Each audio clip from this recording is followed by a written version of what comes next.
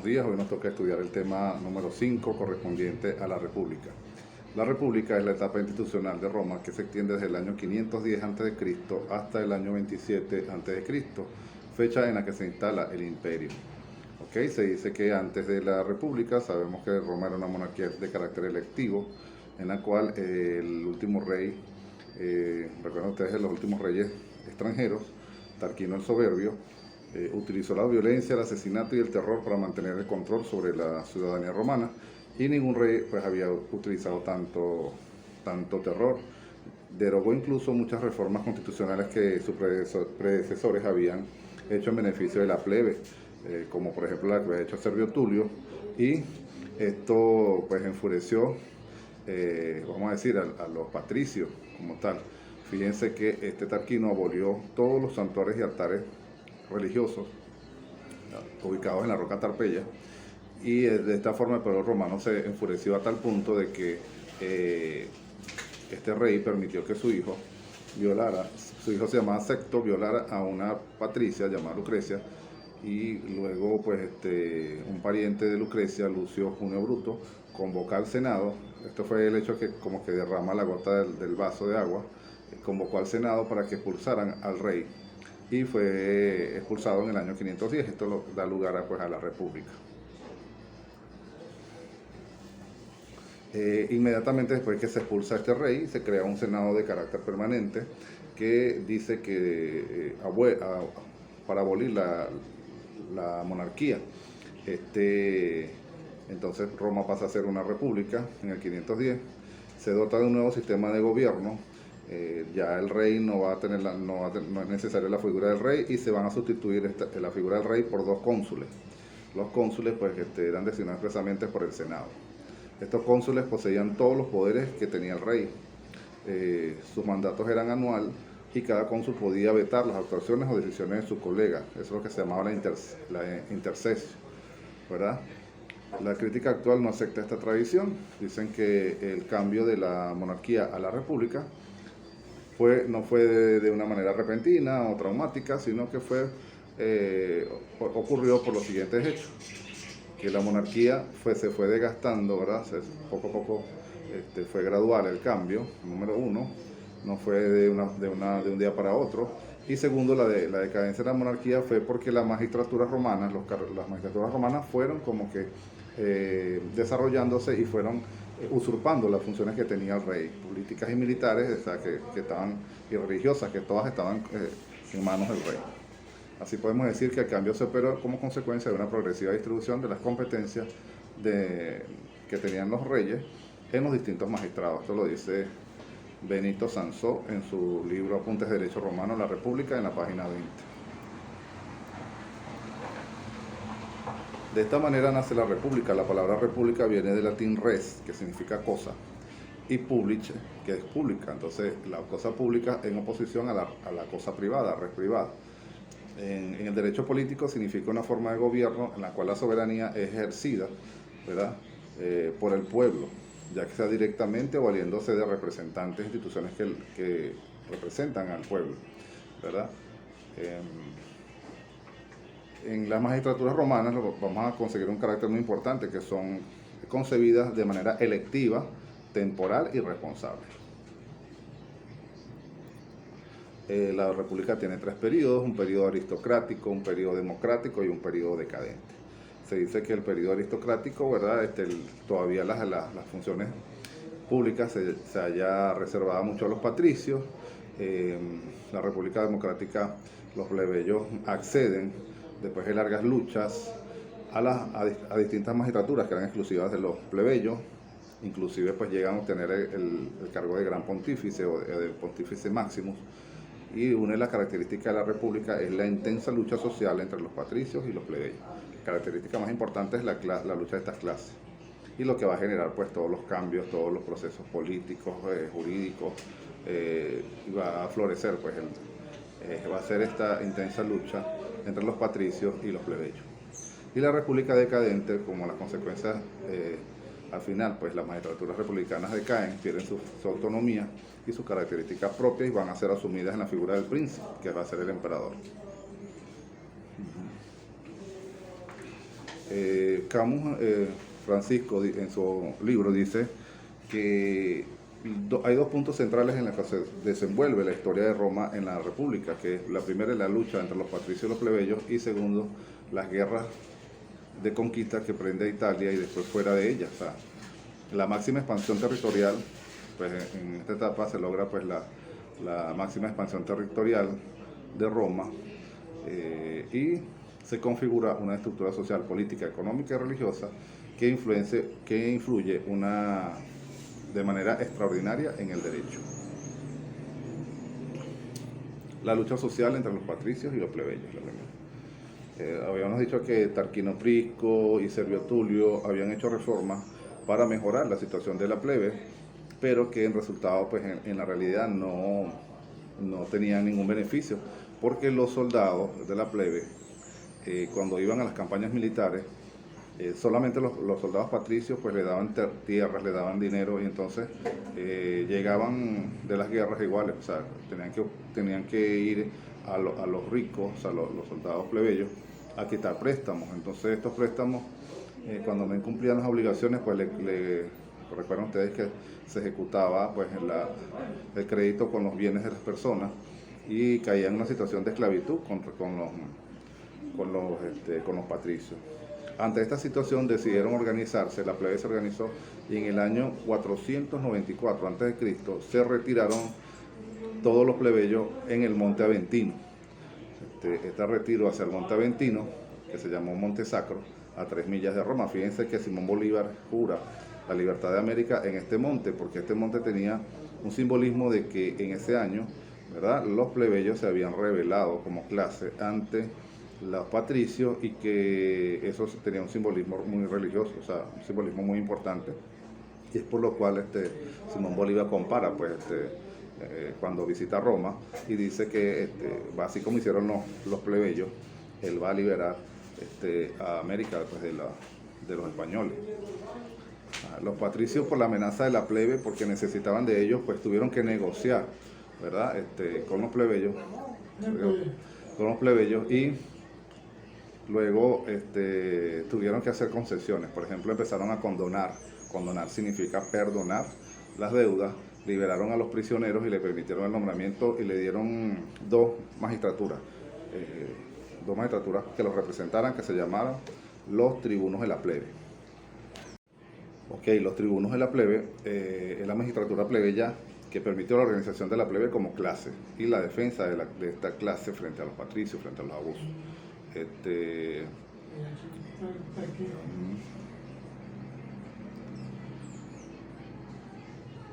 Esta función que tenían los tribunos de la plebe en representación de la clase plebeya se llamó con el nombre del ius auxili. Entonces, para ejercer esta función, el ius auxili, ellos tenían el ius intercesiones, o sea, el derecho al veto. O sea, todos los magistrados tenían, estos tribunos de la plebe, podían vetar, o sea, oponerse a cualquier resolución que perjudicara sus intereses como clase. Fíjense que se podía impedir el incumplimiento de órdenes, decretos, decisiones de los cónsules, deliberaciones del Senado, las preposiciones de las leyes, las convocatorias y las elecciones en los comicios. En fin, cualquier acto de los poderes públicos podían hacer cesar por esta excepción, ¿verdad?, inclusive pues, actos de los dictadores. El tribuno ejercía su poder solo en el recinto de la ciudad, hasta una distancia de 1000 pasos de esta. O sea que podía tener un límite de su actuación. Para cumplir con su misión, el tribuno fue investido de otro derecho.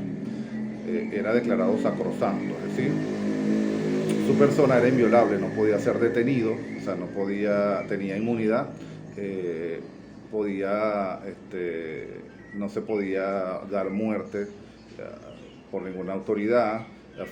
En esto se le concedió al tribuno la coerción, ¿verdad? También podía imponer multas, arrestar, imponer penas capitales, incluso a los magistrados del Estado. Tenía una función bastante completa pues, para la defensa de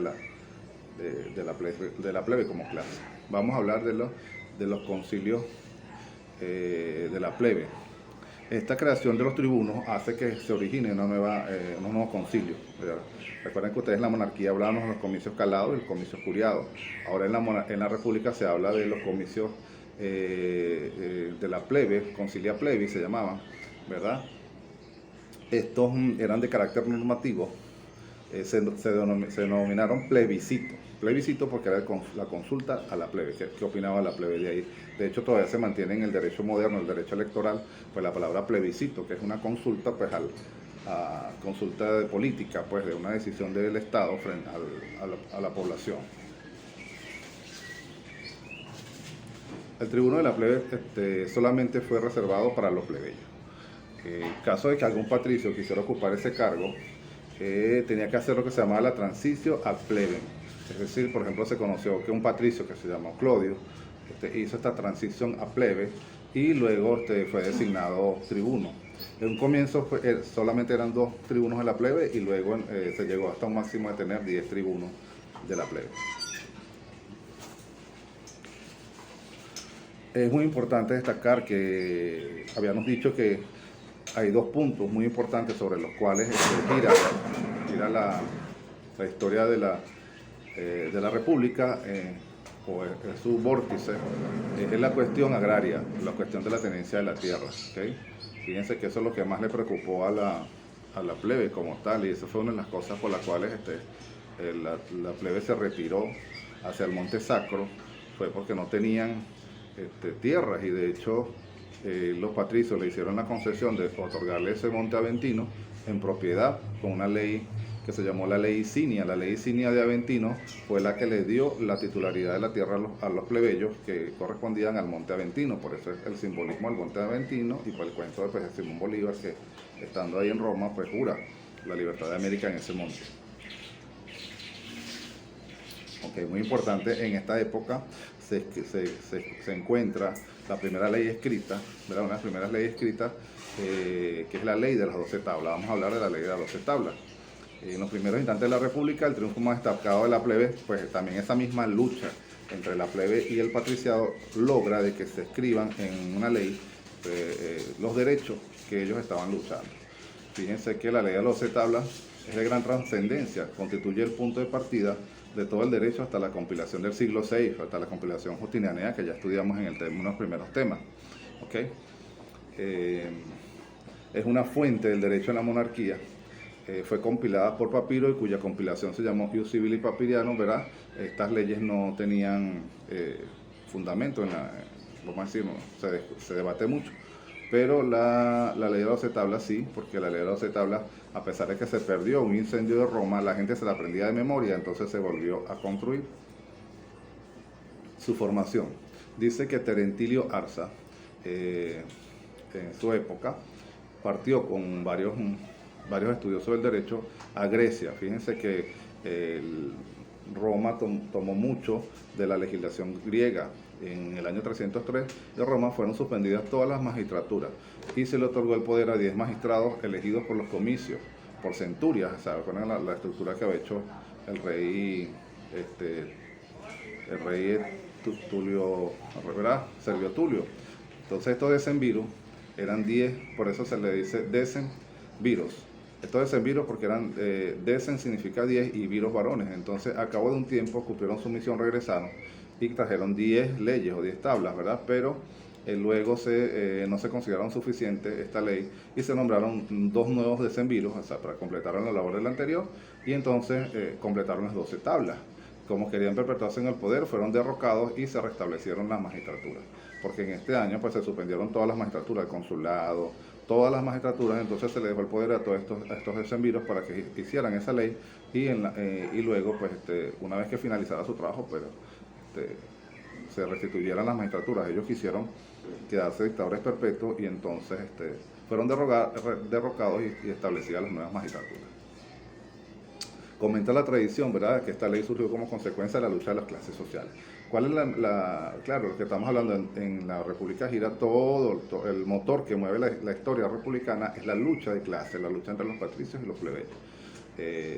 Fíjense que los patricios pues en la monarquía tenían todos los poderes, los derechos para ellos y muy pocos tenían los plebeyos. Entonces, esta ley de las 12 tablas fue puesta en el foro.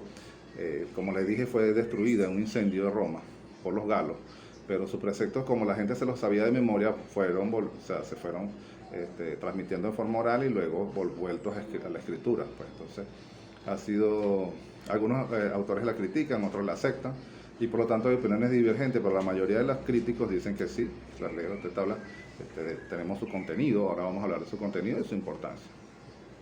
La ley de 12 tablas contiene disposiciones tanto de carácter público como de carácter privado, de derecho público y de derecho privado. Sus preceptos, como hemos dicho, son sencillos y generales, predominan todos los actos jurídicos, el formalismo y la solemnidad. La legislación fue práctica y limitada de algunos aspectos de la vida jurídica romana, lo que hablamos de las características del derecho romano en el primer tema. La tabla 1 habla de la competencia ante el magistrado, lo que es la competencia que tiene el magistrado. La tabla 2 habla de los juicios, la tabla 3 habla de la ejecución en caso de condenas, del derecho penal, la tabla 4 del derecho de la patria potestad, de los padres sobre sus hijos. La tabla 5 habla de la herencia y la tutela, la tabla 6 de la propiedad y la posesión, la tabla 7 habla del derecho en cuanto a las heredades y edificios, o sea, lo que era las servidumbres entre las propiedades. La tabla 8 habla de los delitos, la tabla 9 habla del derecho público, de los procesos comiciales electorales, la tabla 10 habla del derecho sagrado, la prohibición de enterrar o quemar en la ciudad, y la tabla 11 habla de disposiciones relativas a las 5 primeras tablas, y la tabla 12 habla de las disposiciones relativas o complementarias a las 5 últimas tablas. Okay. Ahora vamos a hablar sobre la magistratura. La magistratura pues eran según Miguel Ángel León, dice que es el conjunto de órganos a los que son asignados funciones públicas en el cargo público, mediante el cual su personero titular tiene el poder de ejercer un conjunto de actos obligatorios para todos los ciudadanos. Estos cargos eran gratuitos, por lo general eran de elección popular y eran ad honorem, es decir, las magistraturas no recibían pago. Las características eran colegiadas, cada una de ellas se halla integrada por varias personas, 2 o más, ¿verdad? Por ejemplo, el consulado, 2 cónsules, los tribunos de la plebe, 2 tribunos de la plebe, hasta que llegaron hasta 10 y así sucesivamente, ¿verdad? Fíjense que para ellos ejercer el poder tenía la intercesio, es decir, si eran 2 cónsules, él se podía oponer a lo que el otro cónsul decidía. Eso se llamaba intercesio, pero para poder gobernar, de que el otro me vetara todo lo que decía, ellos se ponían de acuerdo. Me imagino, por tantos meses no me vas a hacer intercesio, o yo te hago en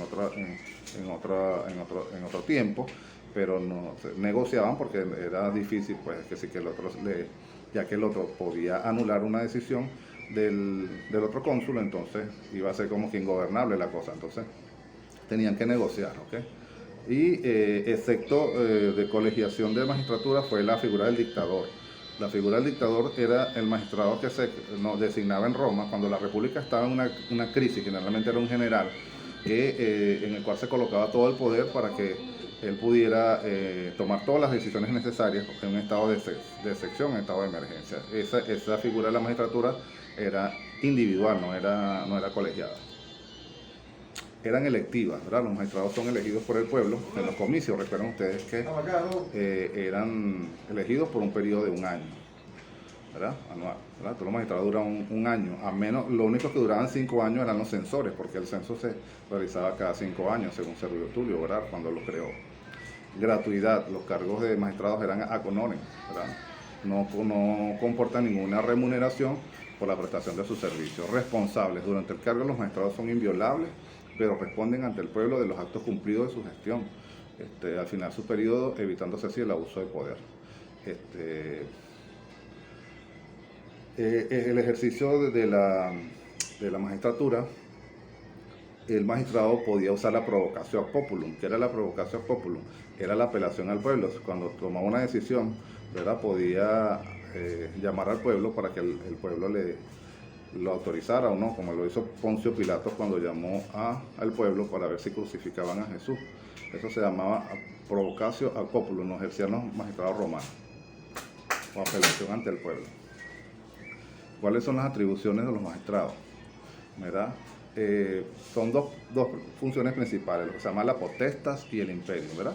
La potesta, que era vamos a decir, la facultad de de publicar edictos, publicaciones de carácter legal que se llevaban a la población, generalmente se publicaban en el Foro Romano, para que las personas conocieran pues, las decisiones que tomaba el magistrado. Y el imperio, que era el mando militar, ¿verdad? El mando militar y la administración de justicia. Los magistrados tenían esa función de administración de justicia, por ejemplo, los pretores, ¿okay? Y entonces, estas eran las dos atribuciones más importantes, el imperio y la potestad. Ok, dentro de las facultades también contenidas en el imperio, que es, ¿verdad? Tenemos la número 1 es auspicia. ¿Qué es los auspicios? Consultar la voluntad de los dioses. Los romanos tenían una costumbre de consultar la voluntad de los dioses, pues observando las aves, el vuelo de las aves, o haciendo cualquier otro acto mágico, ¿no? El mando militar, segundo, con todas las operaciones conexas, la jurisdicción civil y la represión penal, los procesos civiles, las demandas y los castigos de los delitos. Como habíamos dicho, pues el ius edicendi, que es el derecho de emanar ordenanzas, de publicar ordenanzas y decretos, ¿no? El ius agendi cum populo, que era el derecho de convocar y presidir los comicios, y el ius agendi cum patribus, que era el derecho de convocar y presidir el Senado. Esas eran las funciones asociadas pues, a las facultades contenidas en el imperio. El imperio, cuando se ejercía fuera de la ciudad, se llamaba mando militar y no está sometido a ninguna limitación, pero cuando el magistrado llegaba a la ciudad de Roma, estaba limitado por una cierta distancia y por la provocatio populum, porque sus decisiones podían ser apeladas al pueblo y cambiadas. La clasificación de la magistratura, pues hay mucha clasificación de la magistratura. La más importante es las que se refieren a que magistraturas que son patricias, ¿verdad? Y antes después de la igualdad de las clases, pues existían magistraturas patricias y magistraturas plebeyas. Los patricios eran cónsules, pretores, censores, mientras los plebeyos, tribunos de la plebe, ediles, y en ese sentido, pues, antes pues, de que lograran la igualdad. Ordinarias y extraordinarias, pues vamos a decir que las magistraturas ordinarias son aquellas que estaban funcionando normalmente, como por ejemplo los cónsules, censores, pretores, cuestores. Y las extraordinarias en casos especiales, como el caso del dictador, que se designaba magistrado solo en caso de que la república estuviese en un peligro grave de perecer. Magistraturas curules y no curules, pues se habla de eso según podía o no usar un distintivo curul, que es una silla, ¿okay? O sea, tienen derecho a la silla curul magistrados mayores, y los magistrados menores, no mayores, como por ejemplo el edil curul, y los magistrados no curules, pues el cuestor no tenía derecho a usar esa silla curul. Magistraturas mayores y menores, ¿verdad? Sí, en la amplitud los distintos magistrados se ejercían, si tenían acceso a los auspicios, a la consulta de la voluntad de los dioses, son magistraturas mayores, y se elegían por los comicios, bien sean comicios centuriados, en este caso sería el cónsul, el pretor, el censor, el dictador, el decemviro, que es, ¿verdad?, el triunviro. Menores, aquellas que tenían los auspicios menores, como el cuestor, el edil curul. Son elegidos por los comicios por tribu. ¿Okay? El cursus honorum era la carrera de la magistratura. Constituye la carrera de la magistratura y por ejemplo, para ser elegido magistrado eran los siguientes requisitos que se pedían en la antigua Roma. Primero, haber sido libre, ¿verdad?, ingenuo. Luego, ser ciudadano romano. Cuando digo ingenuo, significa de que nunca había perdido la libertad. Los ingenuos se les decía así a los romanos, que nunca habían perdido la libertad y usaban un anillo de oro en el dedo anular. Ese anillo de oro indicaba que nunca era una persona libre, nunca había sido esclavo. Tener las cualidades de patricio plebeyo para los cargos exclusivos, tener la edad necesaria para entrar en el ejército y tener el derecho al voto. Incompatibilidad de las magistraturas, no puede ser encargado de dos magistraturas al mismo tiempo, y para ser reelecto y desempeñar la misma magistratura es necesario que transcurran 10 años. Una ley que se dictó en el año 180, se llamó la Ley Vilia, estableció el orden de las magistraturas, o sea, la sucesión de la magistratura. Primero tenía haber sido cuestor. La primera magistratura romana era la questura. Luego venía la pretura y luego el consulado. Para desempeñar la questura, que es la primera, era necesario tener 27 años de edad, haber llevado 10 años de servicio militar, que el servicio militar comenzaba a los 17 años, más 10, pues a los 27 podía ser cuestor.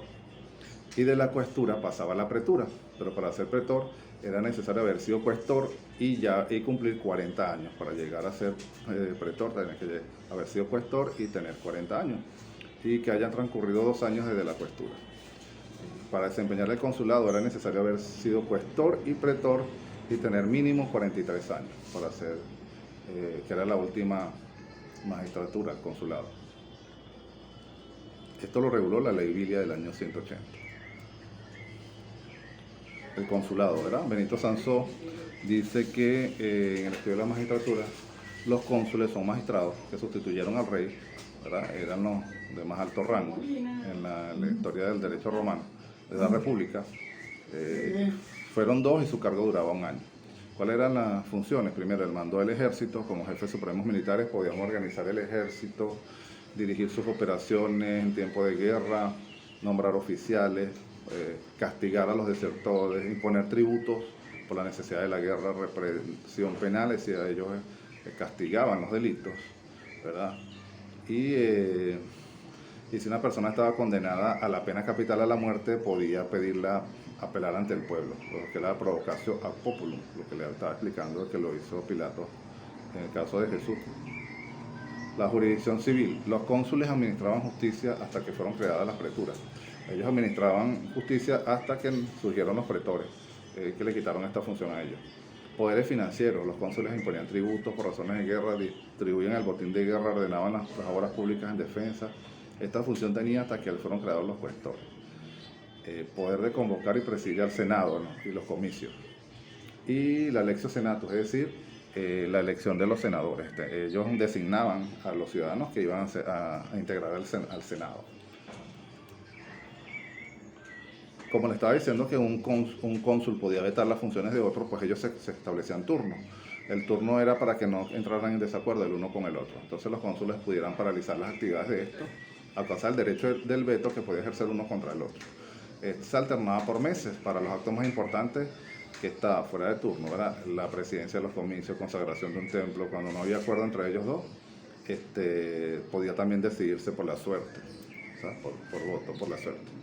Al mando lo que refiere al mando militar, se dividió el ejército en 2, y una parte estaba para un cónsul y para la otra. Pero esto luego terminó como que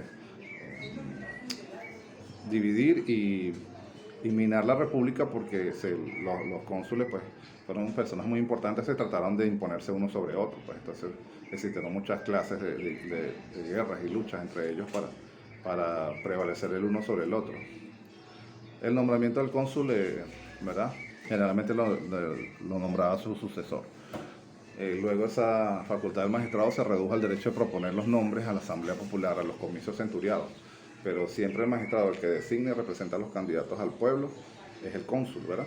Y el pueblo no tiene otro derecho que aprobar o rechazar los nombres indicados por el magistrado. Los comicios centuriados no tienen iniciativa y no pueden proponer sus propios candidatos. Existía una figura que se llamaba el cónsul suffectus.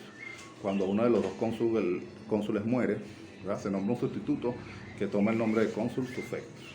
Y el interregnum es cuando los dos cónsules mueren sin que hayan designado sucesor, se verifica el interregnum, quiere decir que se consultaban los auspicios en el Senado, pues los padres mayores, ¿verdad? Y se colocaban pues a la especie de lo que se hacía en la monarquía, pues que se colocaba un nombre del pueblo, y que si esa persona, hasta que recibiera la voluntad de los dioses, pues si se quedaba o no. Y la ley curiata del imperio, el cónsul es electo después de haber tomado posesión por los auspicios, convocaba a los comicios curiados con la finalidad de hacer la ley curiata del imperio, en la cual prestaba juramento ante el pueblo y el pueblo le daba obediencia. Existieron unos magistrados que se llamaban los censores, que recuerden ustedes que esto fue porque Servio Tulio creó el censo, ¿verdad? Y entonces estos magistrados fueron instituidos en el año 443, eran 2, duraban 5 años en sus funciones, un lustro, pero más tarde se limitó a 1 año y medio. La función más importante era la formación del censo, distribuyendo a los ciudadanos en tribus, clases y centurias a los efectos del servicio militar, del tributo, los impuestos. Cada 5 años viene hecho el censo, las operaciones necesarias no podían durar más de un año y medio, de manera que durante 3 años y medio restantes no habían censores. Las operaciones del censo terminaban con el lustro, una ceremonia religiosa sobre la cual se invocaba la protección de los dioses sobre los ciudadanos. Tenían una función que se llamó Indicium Censorium de Moribus, que era ellos controlaban las costumbres, o sea, públicas y privadas, tenían que cumplirse, y tachaban de infamia a los ciudadanos que caían en infamia, pues cometían un delito, hacían actos contra la moral pública, entonces hacían una lista, y de ahí viene la censura, pues, pública, o sea, la censura era que estaban como prohibidos, o no podían ejercer magistraturas, eso, que eran tachados de infamia. Bueno, en este caso, pues, ellos crearon la censura, pues. Decían qué costumbres se podían hacer, cuáles no, cuáles eran censuradas ante el pueblo, entonces tenían esa función moral. Y la Lectio Senatus, la ley Ovinia del año 315, concede a los censores, le quita la función que tenían los cónsules de designar a los senadores, pasa a ser a los censores. Entonces esta facultad que tenían pasan a ellos a elegir a los censores, a los senadores. La cuestura. La cuestura eran magistrados auxiliares del cónsul, muy importantes. Después de la cuestura llegó a tener una competencia independiente. ¿Cuáles eran las funciones importantes? La principal, la custodia del tesoro público, eran los guardias de la administración de la caja chica del Estado, del erario popular romano, ¿verdad? O sea, de donde estaba el tesoro romano. Tenían funciones penales determinadas, ¿verdad? También, pues, uno de los magistrados más importantes en la República son los pretores. En el año 366 a.C. se introduce la pretura urbana, el pretor urbano. Este magistrado, la función más importante era administrar justicia, era una especie de juez, pues, que administraba justicia entre los ciudadanos romanos. Tenía en particular la jurisdicción civil, competencia de pretorera sobre las relaciones jurídicas entre los ciudadanos, y los pretores pueden asumir, como algunas veces lo hicieron, el mando militar. Los pretores eran elegidos por los comicios centuriados. Se creó un pretor peregrino para administrar justicia entre los ciudadanos romanos y los ciudadanos extranjeros, que pues, por la extensión del territorio romano, pues, eran designados en diferentes ciudades para administrar justicia entre extranjeros o peregrinos y los ciudadanos romanos. En el año 240 a.C. se crea esta magistratura. Los ediles curules eran una especie de policía, ¿verdad? Fíjense que eso se dice ediles curules para distinguir a los ediles que eran plebeyos. Entonces, ¿qué funciones? Más que todo eran vigilancia, policía. Vigilaban los edificios públicos. Eran la policía de la ciudad, fiscalizaban la jurisdicción sobre los mercados. O sea, iban a los mercados a fiscalizar los precios y esas cosas, tipo CENIAT, tipo SUNDE, una cosa así. Organizaban los juegos y los espectáculos públicos, y su elección eran elegidos por los comicios por tribus. Otro magistrado era el Magister Populi, como el maestro del pueblo. El dictador ese era el dictador que ejercía su poder sin limitación, ¿verdad? Existe también el Magister Equitum. El dictador podía nombrar un colaborador que era como una especie de jefe de caballería. Y el Decemviri Legubis Scribus, magistrados extraordinarios encargados de redactar la ley, que más tarde se llamó la ley de las 12 tablas, pues es una magistratura especial que se creó para tal efecto. Los tribunos militares consulares, ¿verdad? Eran magistrados extraordinarios cuando los plebeyos hicieron su admisión en el consulado. Para solucionar el problema de los patricios, abolieron provisionalmente el poder consular y crearon 6 tribunos militares que equipararon a los cónsules. Esta magistratura pudo ser ocupada por los plebeyos, desapareciendo aquí la capacidad de ser cónsules. ¿Okay? Bueno, en la República se mantienen los comicios, que eran asambleas populares, que en la monarquía eran de 2 tipos, los calados y los curiados. Los calados de carácter religioso y los curiados de carácter civil. Pues en la República, pues, fíjense que son uno de los 3 elementos básicos de la República Romana. Al principio de esta etapa histórica existieron 2 clases de comicios, los curiados y los centuriados, que los centuriados los creó la reforma de Servio Tulio. Sin embargo, la ley Hortensia del año 286 impuso que los acuerdos del año 286 a.C. impuso que los acuerdos de la plebe se obligaran también al pueblo. De modo que aparecieron los comicios, por tribu, y una nueva asamblea que se llamó la Concilia plebis, ¿verdad? Entonces se establece pues lo que eran los comicios de la plebe, ¿no? Las consultas que desea la plebe como clase. Entonces tenemos los comicios curiados, se mantienen, ¿verdad? Que la curia fue una agrupación de hombres de guerra que fue una comunidad de combatientes, que fue la primera organización de consulta en la monarquía, se mantuvo. ¿Qué hacían ahí? Bueno, para la adopción de un padre de familia sobre otro, la renuncia a divinidades familiares o a tradiciones familiares, a costumbres familiares, autorización de una gen de uno de sus miembros para contraer matrimonio fuera de ella, la transición a pleben, que era un patricio cuando iba a ser admitido en la plebe para ocupar una magistratura plebeya. También le correspondió la competencia en los casos de los comicios de otorgar el máximo poder público a los magistrados mayores, ¿verdad? Y los comicios centuriados, que eran agrupaciones por centurias, recuerden ustedes que estos fueron creados por Servio Tulio cuando hizo la reforma, y en los cuales pues estaba la parte militar y la parte de los patricios, que eran los que tenían mayoría.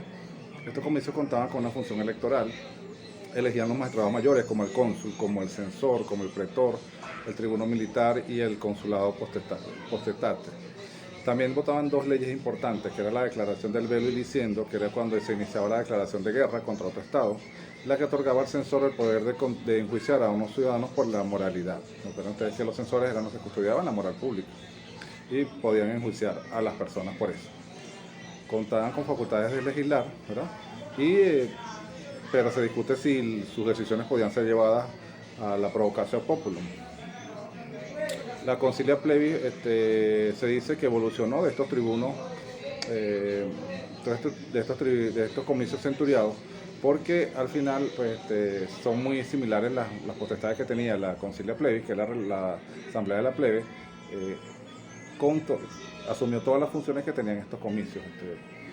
Estas se identifican en última instancia y se ha dicho que las competencias entonces de la concilia plebis quedarían en las siguientes. Que convocaban al Senado y podían designar pues a los senadores. Vamos con los órganos, la organización política. En la República pues seguimos con el Senado, ¿verdad? El Senado fue uno de los tres órganos fundamentales de la Constitución política, constituye la jerarquía del poder en la República.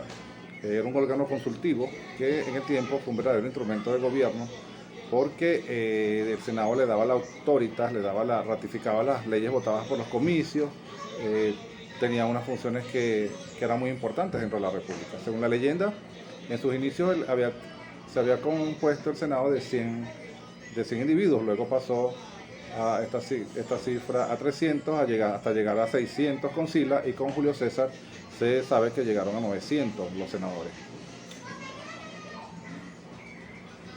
Se tomaba en cuenta a los senadores que por su antigüedad, pues el que tenía más, los que eran mayores, pues se tomaba más en cuenta para los cargos, y el senador más anciano era el príncipe del Senado, era el director, el principal, y tenía el primero que podía interpelar pues a los demás funcionarios. ¿Cómo funcionaba el Senado? Partía de una convocatoria realizada por un magistrado, por ser el cónsul, el que tenía el imperio, ¿verdad? Que se anunciaba en el foro, contenía el lugar, la hora y la forma de la reunión. Las sesiones no eran públicas, eran solo asuntos muy especiales, ¿verdad? Para votar o para aprobar una decisión en el Senado se requería la mayoría calificada. Sí, la mayoría calificada de senadores presentes. No había un orden del día y el presidente realizaba una relación, que era lo que se iba a discutir, preguntando a continuación la opinión a los senadores. El voto se hacía de la siguiente manera: se separaban a los senadores en dos bandos, el bando que aprobaba y el bando que no. Entonces, de acuerdo a la cantidad de senadores que se sentaban en cada bando, pues se aprobaba o no. Recuerden ustedes que era por mayoría calificada. No se hacía levantando la mano como se hace ahorita, ¿verdad? Lo que se decidía en el Senado se llamaba Senado Consulto, ¿verdad? Entre esas funciones del Senado Consulto destacaron designar senadores interreg, cuando habían vacantes en las magistraturas, ellos asumían esos cargos hasta que los auspicios o una ley los ratificara en ese mismo cargo. daban la autoritas patrum, es decir, a las leyes votadas en los comicios le daban vamos a decir, la autorización, el visto bueno por el Senado, y sin esa autorización, sin esa autoritas patrum no tenían validez. Y los senados consultos emitían opiniones desde el punto de vista jurídico, que se llamaban senados consultos, que son muy importantes y son fuentes de derecho durante esta república, que eran opiniones que en principio no eran obligatorias para los magistrados, pero que con la práctica se hicieron obligatorias, entonces constituyeron una fuente del derecho, ¿verdad? Fíjense que también ellos eran consultados para nombrar el dictador cuando la república lo requería, todo lo relacionado a la política exterior de la República Romana, y suspender a X magistratura. Llegamos al último punto del tema, que son las fuentes del derecho durante la república. La primera es el edicto del pretor, teniendo en cuenta que el edicto es una tabla, alba, blanca, en la cual el pretor escribía las fórmulas por las cuales se iba a regir durante su año de magistratura. Recuerden ustedes que el pretor era el que administraba justicia, y durante ese año era como un código, se escribían las fórmulas en las cuales se iban a seguir los procedimientos judiciales.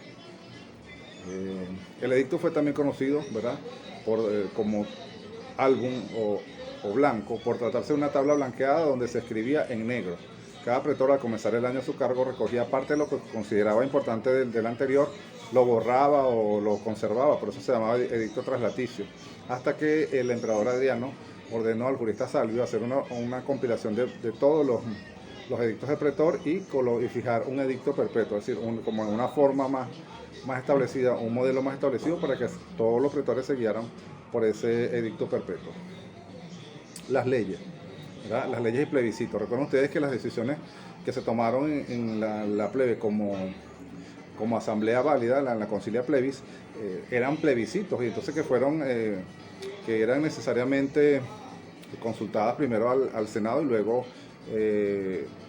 no fueron consultadas, no fueron obligatorias con la consulta, ¿verdad? Estas dos perspectivas, ¿verdad? Dicha conexión genera cierta confusión entre ambos conceptos, ¿okay? ¿Cómo se formulaba la ley? Bueno, se iniciaba con la redacción por parte del magistrado, que la presentaba a los comicios para su votación. Posteriormente se procedía a una exposición en el público, promulgatio, ¿verdad?, para que la gente la conociera. Se votaba en el día señalado en el comicio, ¿verdad?, y luego se proclamaba el resultado, renunciarse. Formalmente la ley se publica, ¿verdad?, y luego ya se hace pública. Se estructuraba las siguientes partes: tenía la prescripción, donde se colocaba el nombre del magistrado que la proponía, la rogatio, que era el texto de la ley, y la texto de la ley sin modificaciones, y la sanción, que es la parte final de su disposición, que es la vigencia por la cual va a tener la ley, ¿no? Esas eran las partes de la ley. Recuerden ustedes que también la ley se le aplica a los plebiscitos, porque los plebiscitos se les dio ese carácter legal, de igualdad, pues en lo que la Asamblea de la Plebes había creado, pues era una norma también para los demás ciudadanos. El Senado consulto como fuente del derecho también. Ya lo hemos dicho, era la opinión o sentencia del Senado respecto como órgano legislativo con respecto a un tema jurídico de importancia, ¿verdad? Algunos senados consultos trataron de corregir los excesos que atentaban contra el culto y el orden público, o abordaron asuntos provinciales de naturaleza administrativa también. Existieron senados consultos muy famosos, como el senado consulto veleyano, el senado consulto macedoniano, que luego vamos a estudiar en Derecho Romano II. Y la jurisprudencia, que lo importante de la jurisprudencia en la República es que a partir del año 2, del siglo II después de Cristo, del siglo II antes de Cristo, esta situación cambia al salir la ley de 12 tablas. Los abogados, los juristas privados, alcanzaron pues un desarrollo muy importante en la jurisprudencia, porque se les quitó esa función que tenían los pontífices. Por lo tanto, aparece la figura del jurista privado, que es lo que se produce un paso de la jurisprudencia laica, que alcanza un desarrollo muy importante durante la República y que va a ser una fuente excelentísima del derecho.